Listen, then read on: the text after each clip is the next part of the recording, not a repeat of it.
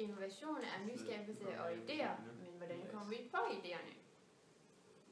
Vi prøver med Jeg har aldrig lejen. Vi har aldrig kørt stoleræs ned ad gangen på skolen.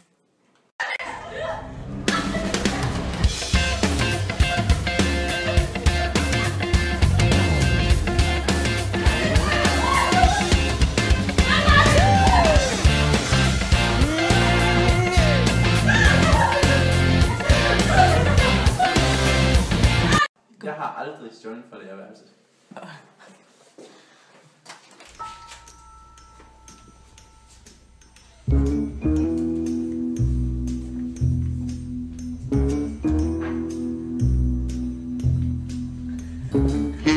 Vi har aldrig hjulpet en virksomhed med at udvikle deres idéer. Vi har aldrig stået med halvnøgen barn på skolen. Det har vi nu.